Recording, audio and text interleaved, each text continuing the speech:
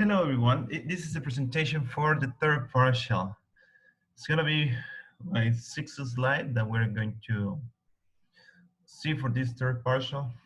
Maybe you think that it's a lot, but it's not that much. I will upload the whole presentation so you will have it.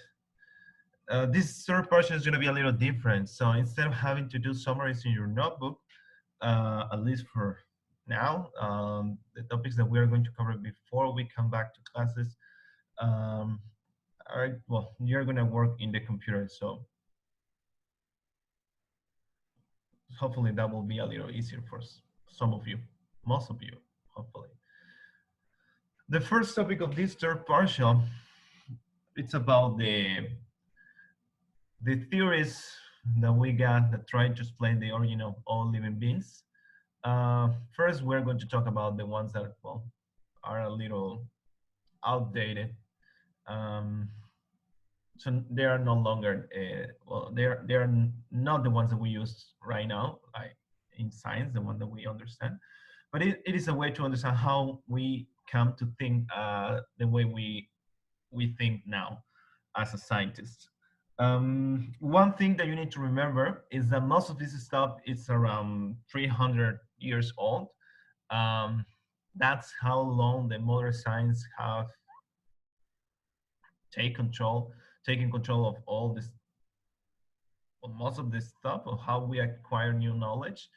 And well, if you ask me, we are in a pretty good hands, but we are pretty new to this. So let's get started with the first theory. The first one is going to be Fixism. In this case, in the mid well 17 in the mid 17th century, um, we have this theory. The main scientist, or in this case, yeah, it's a scientist. What we know is Carl Linnaeus. You know, this guy was also the first one to actually classify animals. Later, we are going to see some of the classification. One of them is going to be from this guy. So keep in mind this name. It is important, even if it was like wrong. Like, yeah, but thanks to the scientific method, we were able to use the knowledge that he gave it to us to, well, discover new stuff. So he got the theory of fixism. Remember, this is like the first theory that we got for the origin of the living beings, and it's based on the religions that they have in back in the days. So in this one, they say that all the species alive today are identical to those of the past, and evolution does not happen.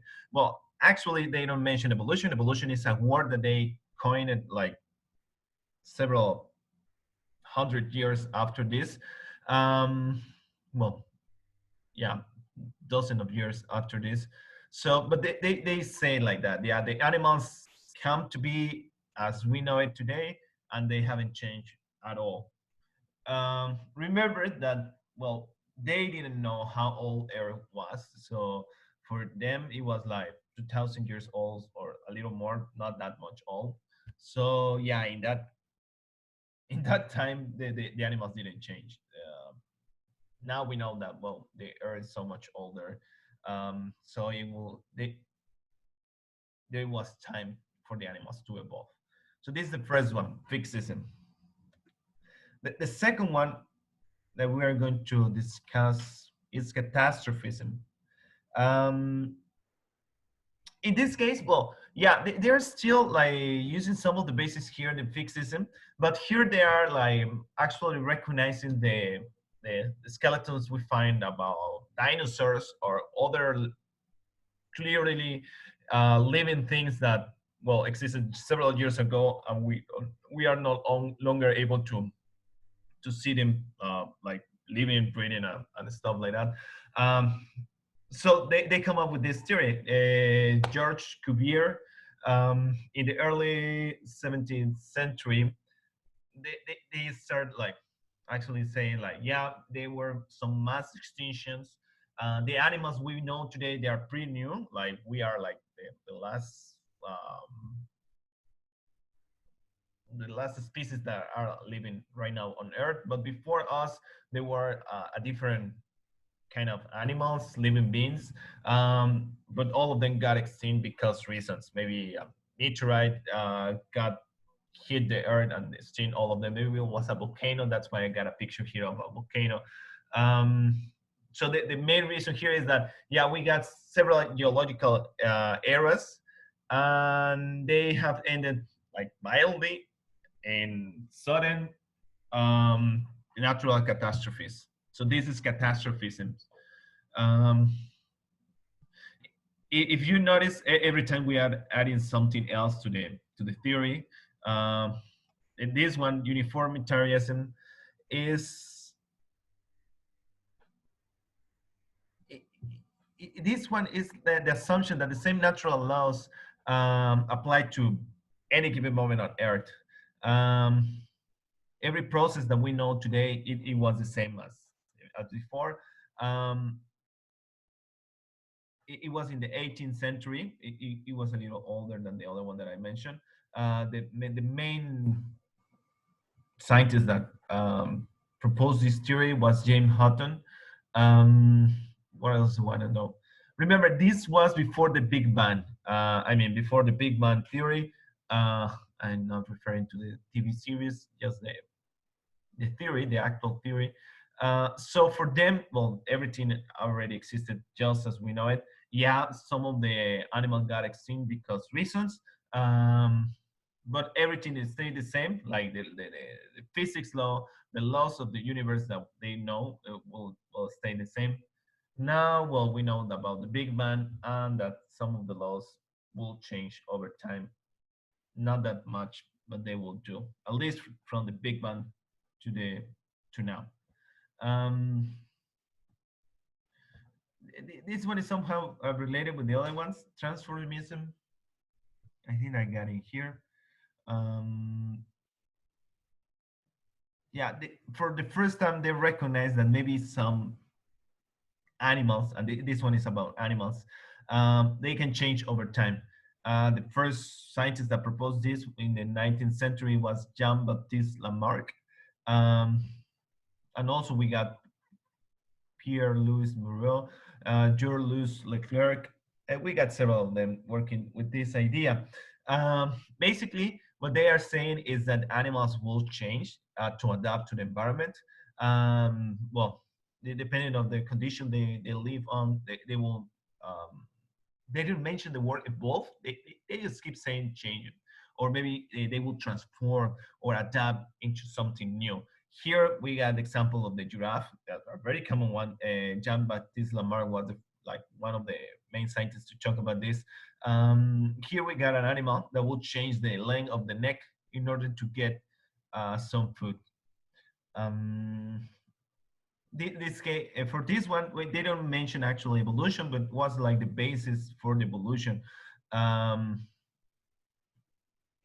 this theory doesn't explain why they change, why the animals will change. Like, yeah, they will do it for getting more food, but what is the process that will drive this change? So they don't explain that. So we are missing some of the pieces here. The last one that I will mention today is the next one. I'm sorry, there is one more. Lamarckism. We keep talking about Jean-Baptiste Lamarck. He stated that the changes that animals suffer were driven by the use they give to the different parts of the body. So if they stretch the necks too much to get food, well, the necks will grow over time, and the offspring will have these changes. So that's, for example, in this one, how the giraffes grow their necks. Now we know, well, that's not entirely true. Um, oh, and this one, the scenario is that if you don't use your left hand, your kids will get born with a smaller left hand. And if they continue avoiding using the left hand, at the end they won't have any left hand, like from the other generation. Um, Pretty silly if you think about it with the stuff that we know. And this is the stuff that we know. Again, it is the last stuff that we're going to mention in today's video, so we don't have to too long. It's about natural selection. Um, Here now we are talking about evolution. In the 19th century, we got Charles Darwin. You know, funny stuff. He wasn't a biologist. He was a theologist, but later he makes some research about biology. So that's why we recognize him as the father of the modern theory of evolution. He explained that yeah, animals change over time, and the main reason is because we got some kind of mutations. I'm pretty sure he didn't use the word mutation. Um, he's more like you can look you and your brothers.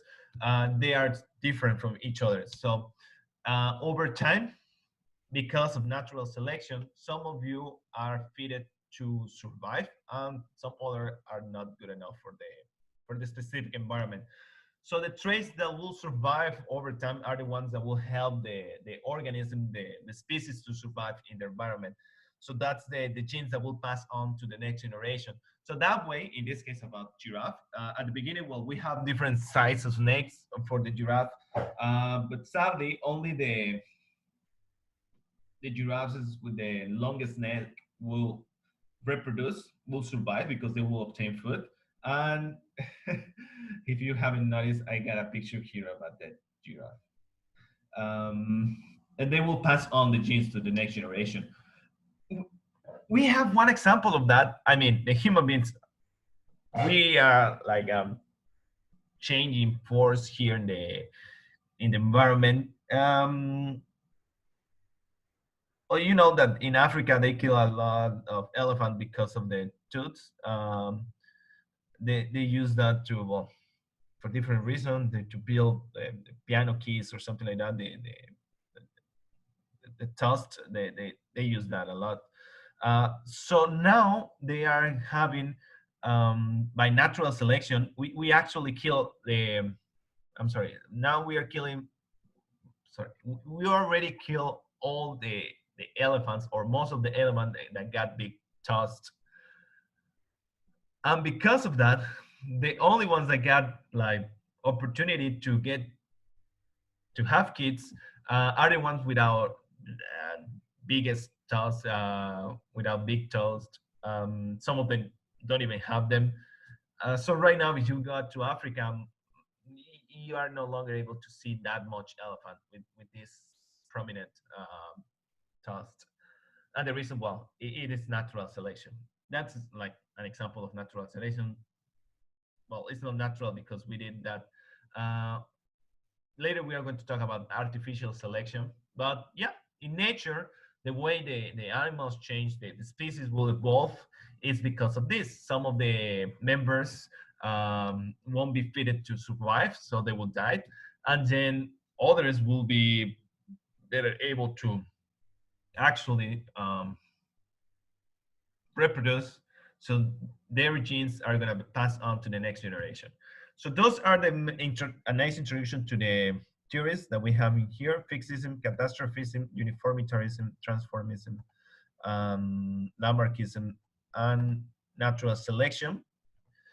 What you are going to do with this information is to create a table to compare all of them. You are going to write down the name of the theory, the year it happened, a little description of it, the the name of the scientist involved. You're going to look that over the internet, well, more than one, and a little picture of it. That will be nice. Just like this. Remember, this stuff is in your computer, so you don't have to do it in your notebook. What I will recommend you to do is to change the